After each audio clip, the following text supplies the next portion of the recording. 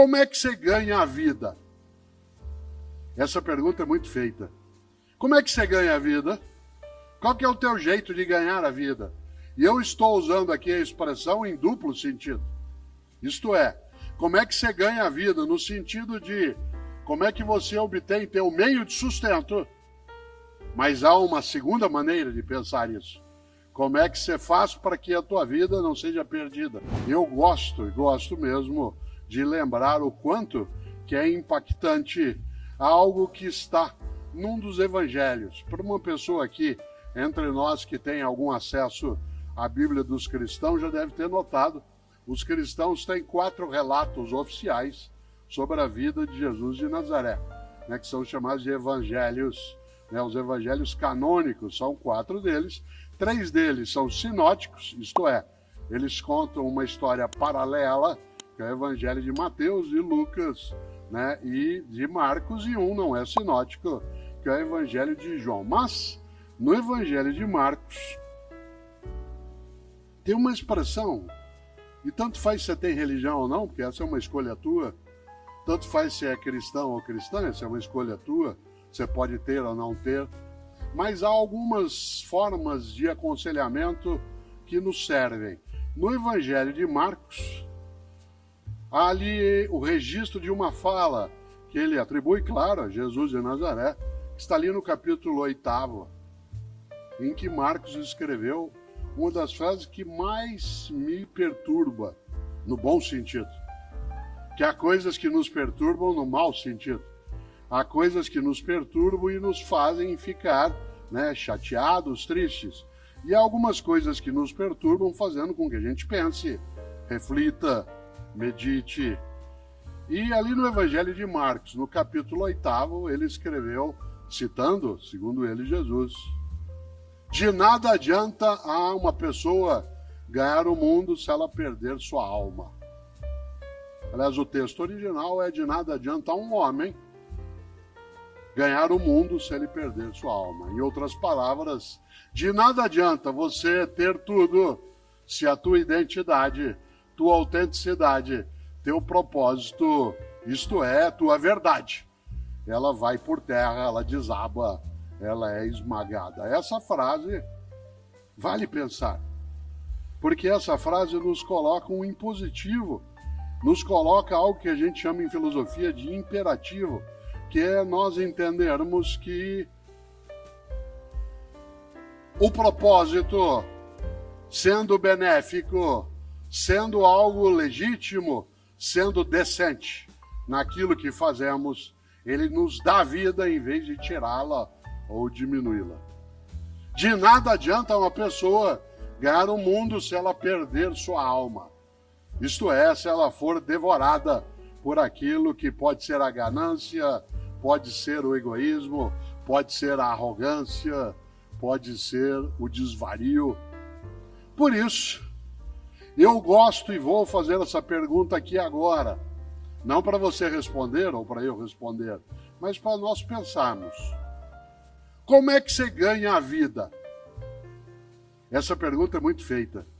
Como é que você ganha a vida? Qual que é o teu jeito de ganhar a vida? E eu estou usando aqui a expressão em duplo sentido. Isto é, como é que você ganha a vida no sentido de como é que você obtém teu meio de sustento. Mas há uma segunda maneira de pensar isso. Como é que você faz para que a tua vida não seja perdida?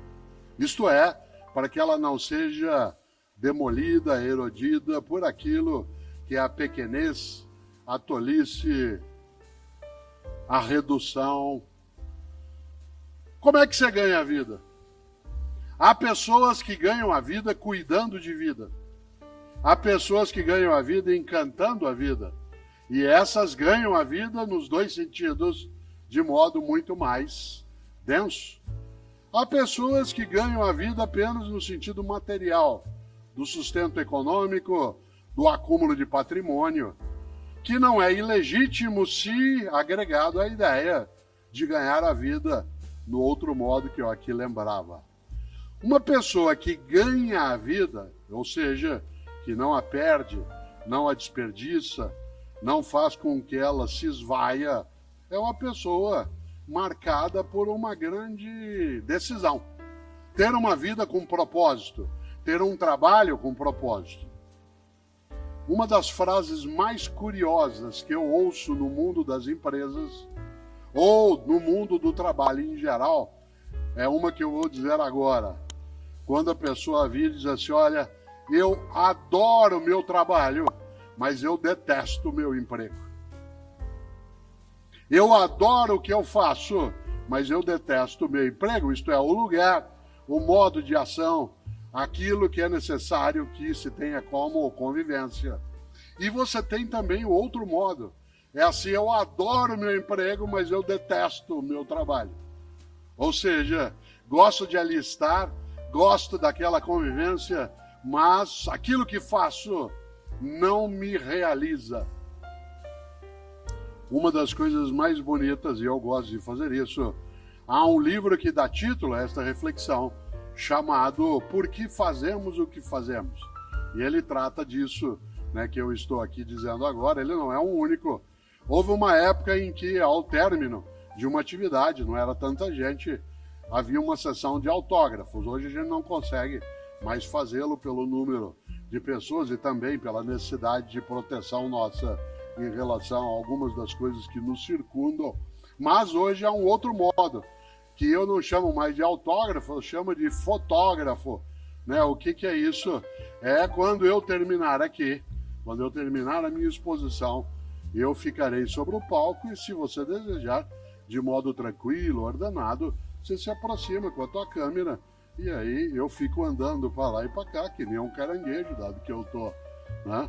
Vou até lá, depois eu volto, vou até lá e volto, e você faz uma selfie, se você desejar assim. Há pessoas que gostam de fazê-lo, depois posta. Mas se você tiver com algum dos meus livros, faça a selfie segurando o livro, né? Porque aí sai você, o livro, e eu sorrindo, né? E isso é gostoso porque é uma forma de lembrança, de memória, que nos ajuda bem. E nesse livro, Por que Fazemos o que Fazemos, a primeira frase que nele está, isto é, o que nós chamamos de epígrafe do livro, é uma frase de um poeta gaúcho que eu tenho uma admiração imensa, que é Mário Quintana. Talvez seja o poeta que eu mais cite, né, nos lugares. O grande Mário Quintana, um gaúcho nascido em Alegrete e que faleceu, né, em 1994, no dia 5 de maio. É fácil lembrar, porque ele morreu na mesma semana que o Ayrton Senna. O Senna morreu, né, no domingo e ele na quinta-feira. Mário Quintana tem várias coisas maravilhosas. Uma delas, eu sempre que posso trago à tona, aliás, duas delas. Mário Quintana, eu já disse isso em algumas palestras, ou no mundo digital, mas gosto de trazer à tona. Mário Quintana tentou entrar 3 vezes na Academia Brasileira de Letras. 3. E foi recusado. Não aceitaram Mário Quintana na Academia Brasileira de Letras. Um lugar cheio de imbecis, e vários que não são. Um lugar que já teve vários imbecis e vários que não eram. Não aceitou Mário Quintana. Aliás, sabe quem não entrou também na academia? Carlos Drummond de Andrade, Clarice Lispector, Monteiro Lobato. Nesse momento está se candidatando à Academia Brasileira de Letras uma das pessoas mais admiráveis para mim, que é Maurício de Souza, um paulista nascido em Santa Isabel, mas que fez a sua vida ali em Mogi das Cruzes. Eu tenho 3 livros com ele. Eu faço o texto, ele faz as histórias com a Turma da Mônica. É uma pessoa, né, assim, incrível em termos de afago, de afeto, e que agora está se candidatando também. Pois bem, Mário Quintana foi recusado 3 vezes na Academia Brasileira de Letras. Vocês sabem que, como bom poeta que tem um propósito firme, ele deu o troco muito bem dado. Para dar o troco em que eu recusou, ele fez um poema. Vocês conhecem, chama Poeminho do Contra. Não é poeminha, não, é Poeminho do Contra. Aliás, esse poeminho, ele devia aparecer em vários lugares. O André, meu filho, que tem mais idade, que está sentado aqui, sabe que eu tenho esse poeminho pendurado, né, numa das paredes ali no Parque Tatu, uma coisa gostosa, porque o que é que escreveu Mário Quintana? Guarde essa frase aí, porque ela vai servir para algumas coisas na vida, quando as pessoas, vez ou outra, em vez de serem colaborativas contigo, buscam ser demolitivas. E ele escreveu, é uma trova, ele diz, todos esses que aí estão, atravancando o meu caminho, eles passarão, eu passarinho. Olha que coisa genial. Todos esses que aí estão, atravancando o meu caminho, eles passarão, eu passarinho. Parece frase de para-choque de caminhão no Paraná. E eu sempre penso isso em relação a algumas coisas na vida, e algumas pessoas têm para-choque de caminhão que é assim, na subida você me aperta, na descida nós acerta. Na subida você me aperta, na descida nós acerta. Olha que coisa boa.